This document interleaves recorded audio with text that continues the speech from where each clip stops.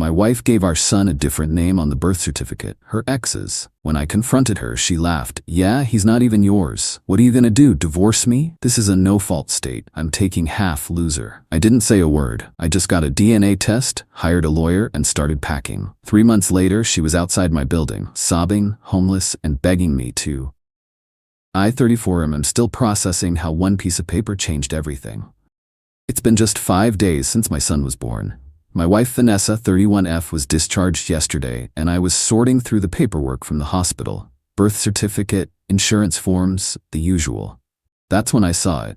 The name on the birth certificate, not James Taylor like we'd agreed. Instead, Alexander Reynolds Taylor. Alexander. The name hit me like a truck. That was her ex's name. Vanessa, what's this? I asked, walking into the bedroom where she was resting with the baby. The birth certificate says Alexander, not James. She glanced up, then looked back at her phone. Oh, yeah. Last-minute change of heart. Alexander sounds better. Alexander? Like your ex? Something shifted in her face. A cold calculation replaced the exhaustion of new motherhood. Surprised you caught that so quickly, she said with a small, ugly laugh. Why would you name our son after your ex? Because he's not our son, Mark. He's Alex's son. The room seemed to tilt. What? You heard me. The baby isn't yours. Alex and I have been seeing each other for about a year. I stared at her, blood rushing in my ears. What are you gonna do about it? Divorce me? She laughed coldly. This is a no-fault state. I get half of everything either way. The house, your savings, plus child support. She turned back to her phone. Stay and play, Daddy, or leave and pay. Either way, I win.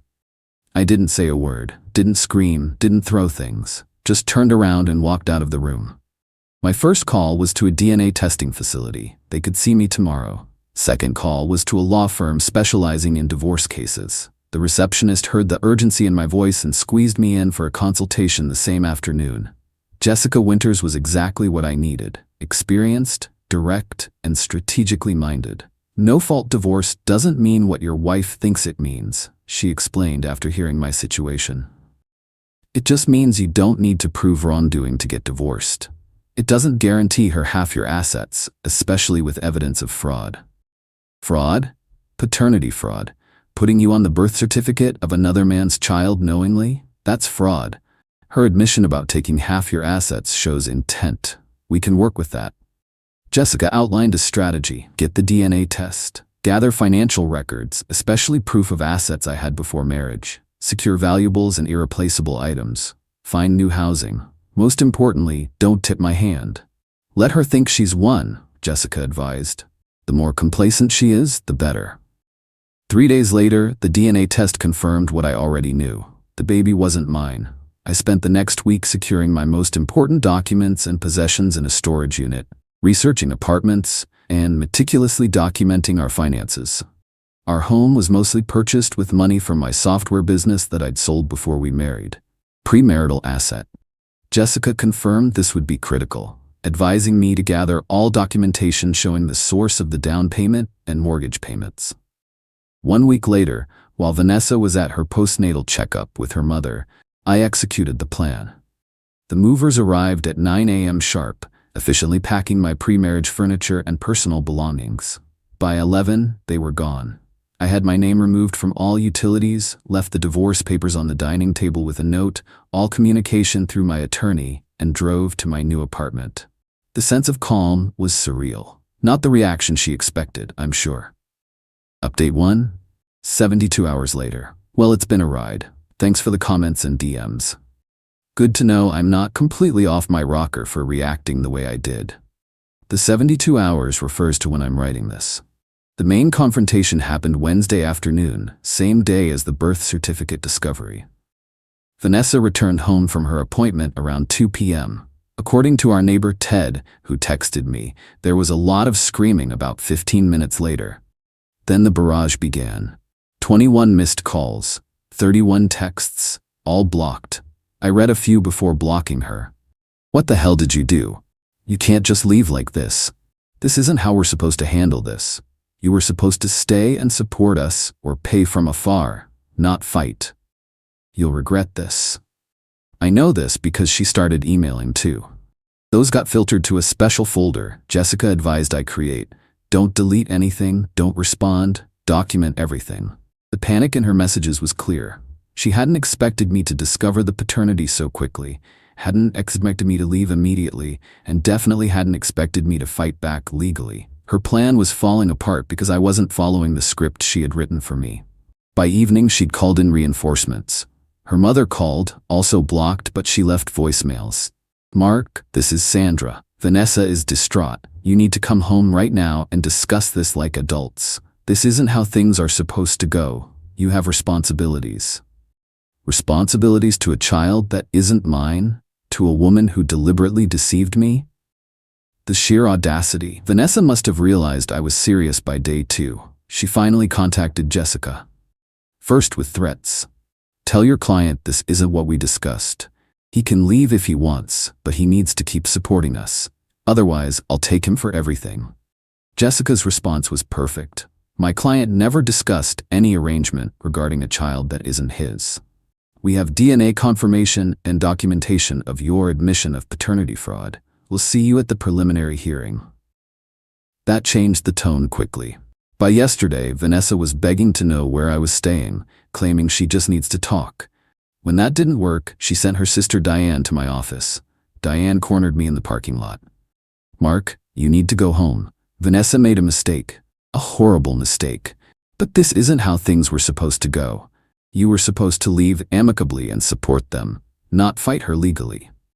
Not my child, Diane. Not my problem, I said, finally understanding the full picture. That doesn't matter. She told you she'd let you off the hook for actual fatherhood duties. She just needs your financial support. She can't do this alone. So that was the plan? I either stay and raise another man's child, or I leave but still pay for everything. Then why even tell me the truth? Because she thought you'd be reasonable. She thought you'd understand the situation and do the right thing. The right thing being continuing to fund her lifestyle while she raised her lover's child. The entitlement was staggering. Please leave before I call security. You cold bastard, she spat.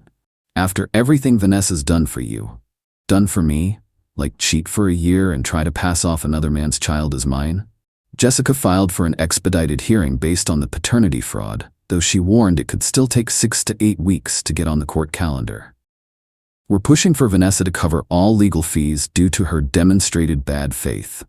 The kicker came this morning. A text from an unknown number, but obviously Vanessa using someone else's phone. Alex wants nothing to do with us. He blocked me. You can't just abandon us like this. We need you. Translation, her backup plan failed, and now she's desperate. I almost feel sorry for her. Almost.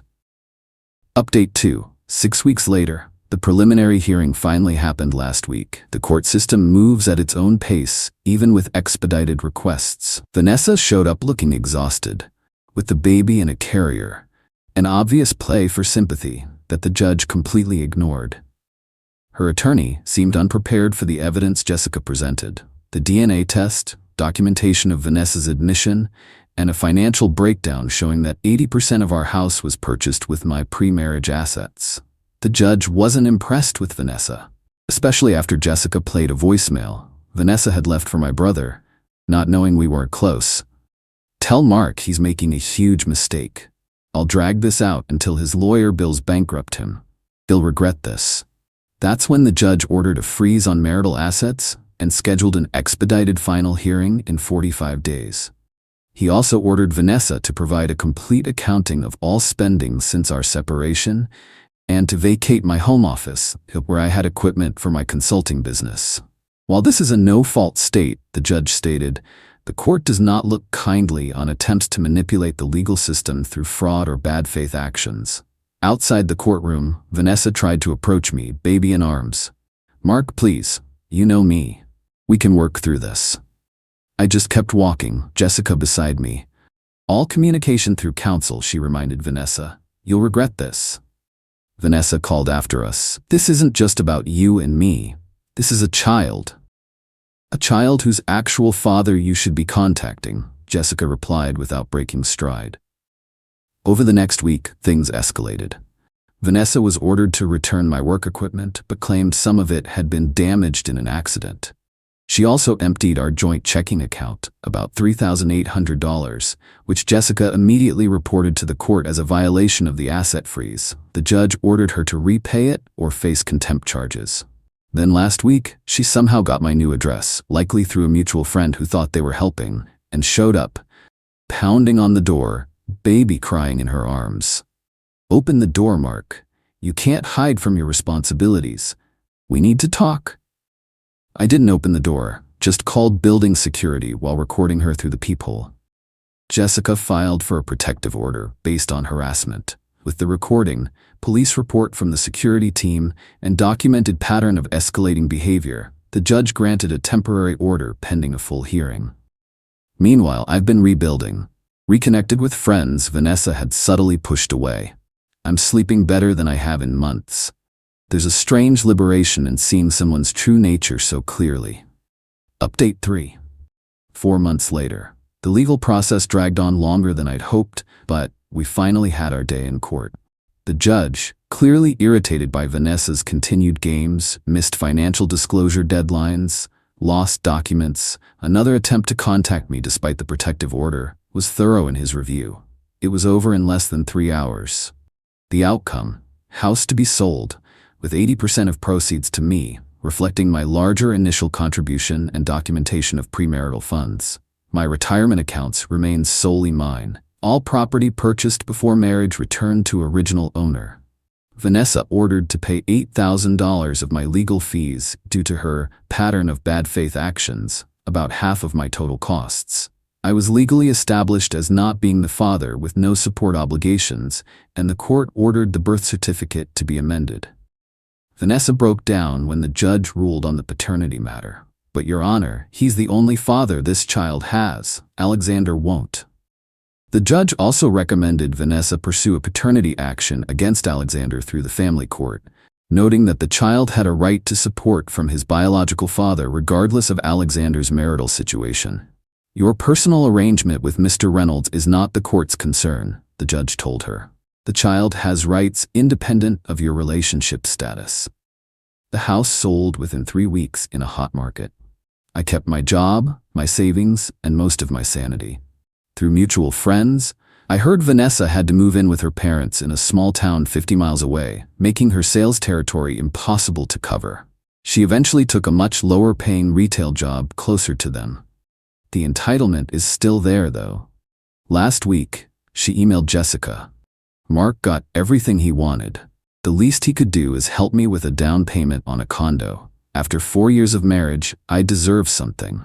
Jessica's response: "The court has made its determination. Please refer to the restraining order conditions before attempting further contact." Final update. 6 months later. Life has a strange way of coming full circle. Yesterday, I was walking out of my building to meet a friend for dinner when I saw her. Vanessa, sitting on a bench across the street, the baby in a stroller beside her. When she saw me, she stood up, hesitating before crossing over. She looked different, thinner, hair pulled back simply, wearing jeans and a plain sweater instead of her usual designer clothes. "Please," she said as I stopped, "just 5 minutes." Against my better judgment, I nodded. 5 minutes. "I lost my job last month," she said without preamble. "My parents are selling their house, moving to Florida. I don't have anywhere to go."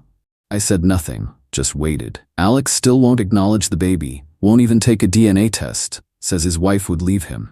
Her voice cracked. "I've applied for emergency housing, but there's a waiting list. I'm sleeping in my car some nights." "What do you want from me, Vanessa?" Her eyes filled with tears. "Help? Alone? Maybe you know someone who needs an assistant or has a room to rent? I'm not asking to come back. I know that's impossible, but maybe." The baby, Alexander, stirred in the stroller, and she automatically rocked it, soothing him. There was a time when this would have torn me apart. But I felt surprisingly calm, almost detached. "Foff, you entitled piece of shit," I said as I walked away. The revenge wasn't in the legal victory or keeping my assets. The real revenge was in this moment, being able to stand before the woman who had tried to destroy me, who had laughed at the idea of me fighting back, and feel nothing but calm detachment. She had expected me to be a doormat, to either accept her betrayal or pay for her new life. Instead, I had quietly, methodically dismantled her plans and rebuilt my life on my terms. I had proven her wrong in the most fundamental way. I wasn't a loser. I was a man who knew his worth and refused to be manipulated. That night, I slept better than I had in years. Sometimes the best revenge isn't some elaborate scheme, it's simply refusing to be a victim and letting the natural consequences play out. The life she tried to steal from me is gone. The life I've built in its place is all mine.